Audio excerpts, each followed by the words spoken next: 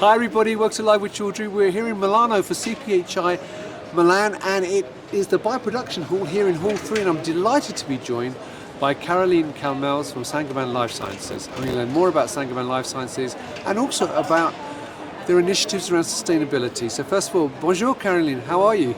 Good, and you? Very well, it's lovely to meet you. One question, going back to the single-use technology you've got as a company. Obviously, we're in the bioproduction hall here at CPHI, and there's other companies here offering single-use solutions. What makes Saint-Gobain Life Sciences different and unique so that people should work with you rather than them?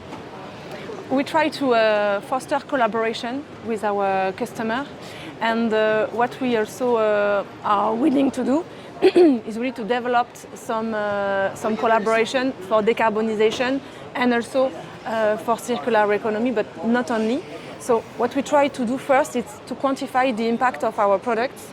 So we are having internal skills for developing life cycle assessment. Yeah. So you take this bar block, and you are just listing all the raw material you need, which process you need to produce this, and how you will package it and send it to the customer. And then the life cycle assessment provides you the list of the impact and how much it costs to the environment to produce this. It's in brief. So we are one of the first of having this data, and we are sharing this with our customer on demand because it helps them to then quantify their scope 3 and better sees where the main contributor comes from. So that's one of the things we are developing, life cycle assessment, with my colleague Robert Barentin in US. We are also willing to make sure we operate more sustainably. So we are having our current operations, our sites from US to Korea, to China, and also in Europe. And we want to make sure that in all of this process, we are reducing as much as possible the emissions, the water consumption, but also the waste generation.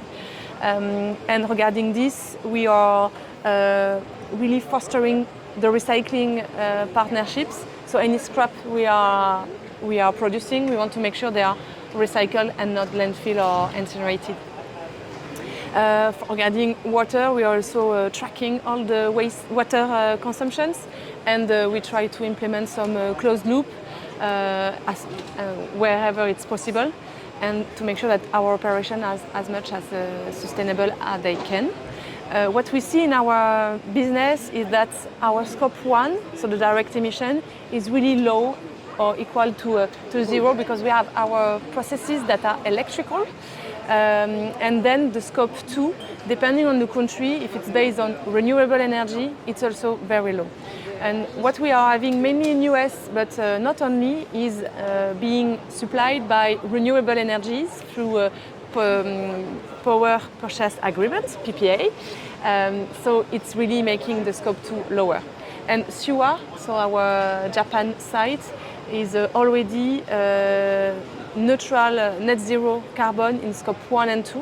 Scope 3 is huge as all the industry and all the company, but at least scope 1 and 2 is as low as possible, and we can now start on our scope 3.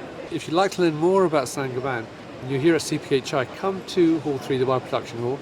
Come and talk to Caroline and the rest of the team here at Saint-Gobain Life Sciences. They're in Hall 3, as I say, stand 3F125, and learn more about that. If you cannot make it, though, you can meet them at many other events across Europe and North America and the rest of the world, actually.